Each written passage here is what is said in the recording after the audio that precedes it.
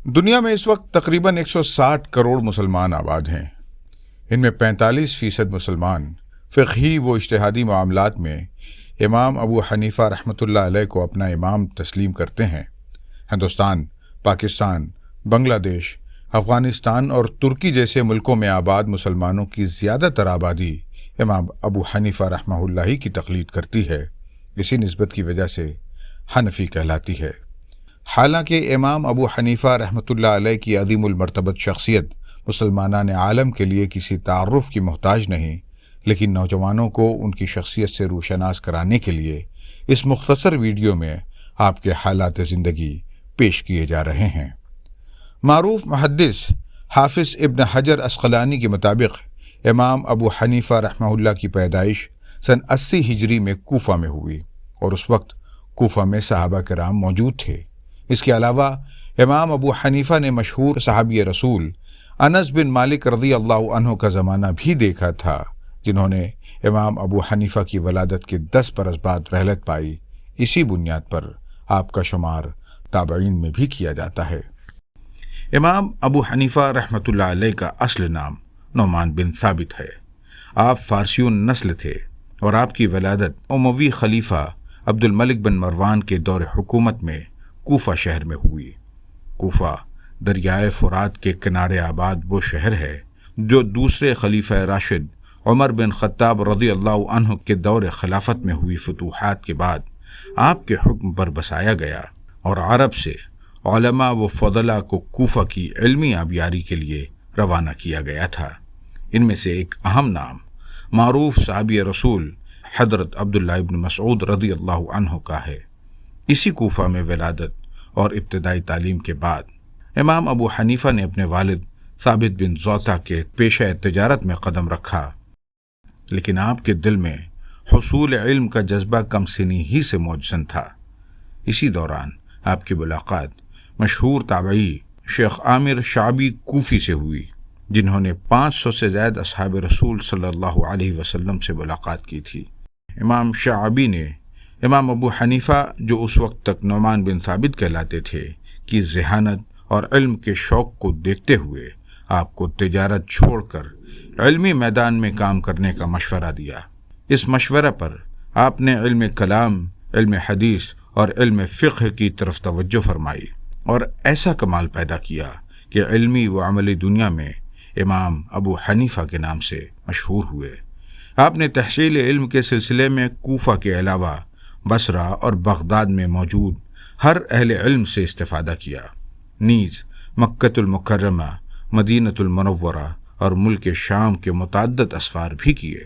امام ابو حنیفہ رحمہ اللہ نے کم و بیش 4000 ائمہ و مجتہدین سے علم حدیث، علم کلام اور علم فقہ کی تعلیم حاصل کی۔ آپ کا قول ہے کہ میں نے کوفہ و بصرہ کا کوئی ایسا محدث نہیں چھوڑا جس سے علمی استفادہ نہ کیا ہو۔ امام ابو حنیفہ کے اساتذہ میں شیخ حماد، شیخ ابراہیم نقائی اور شیخ علقمہ کا ذکر خاص طور پر ملتا ہے، جو صحابہ کے درمیان فقیہ کی حیثیت رکھنے والے مشہور صحابی حضرت عبداللہ ابن مسعود رضی اللہ عنہ کے شاگردوں میں سے تھے۔ اس طرح سے امام ابو حنیفہ کا علمی شجرہ محض 2 واسطوں سے نبی اکرم صلی اللہ علیہ وسلم سے جا ملتا ہے۔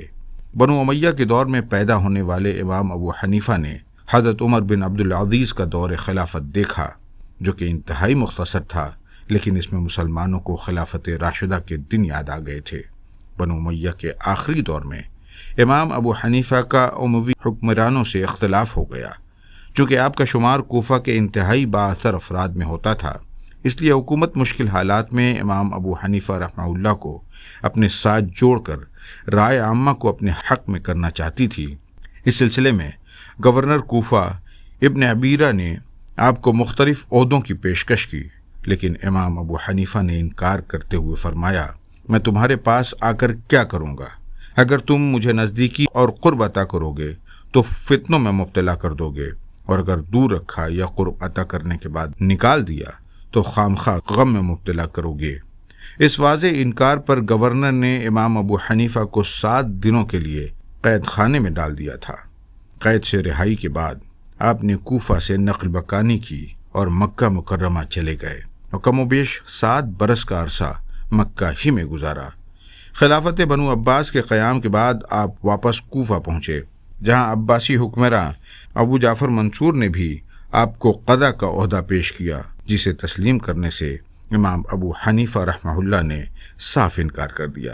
ابو جعفر منصور اپنی پیشکش پر مصر رہا اور امام ابو حنیفہ اپنے انکار پر قائم رہے، جس کا نتیجہ یہ نکلا کہ ابو جعفر منصور نے نہ صرف امام ابو حنیفہ کو قید خانے میں ڈال دیا بلکہ آپ پر کوڑے برسانے کا حکم بھی جاری کیا۔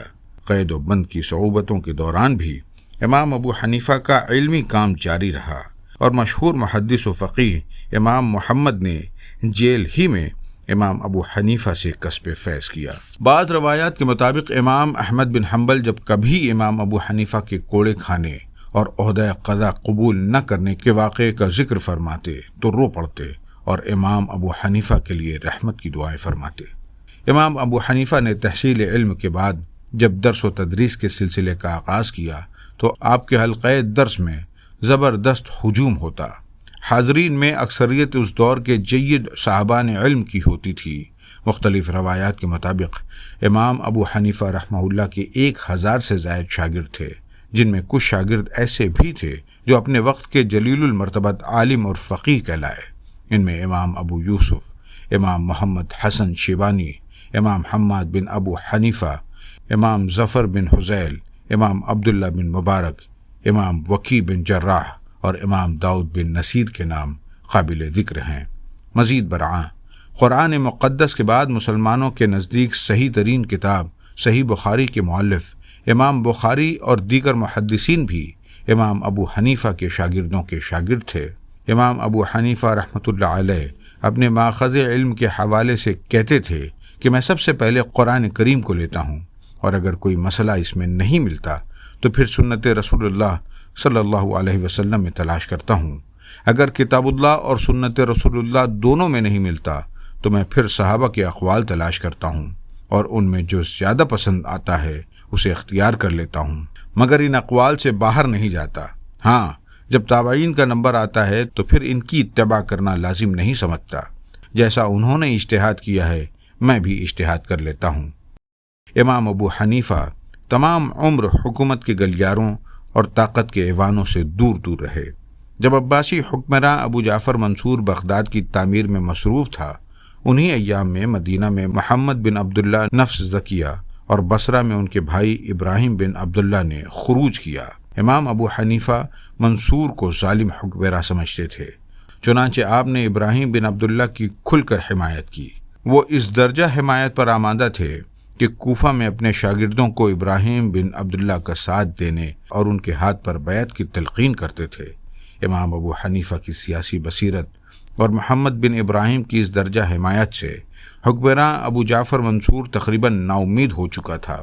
اس وقت اگر تقدیر عباسیوں کا ساتھ نہ دیتی تو یقینی طور پر عباسی حکومت کا تختہ پلٹ دیا جاتا، لیکن تقدیر تدبیر پر غالب آ گئی اور مدینہ میں نفس زکیہ اور بصرہ میں ابراہیم بن عبداللہ شہید کر دیے گئے۔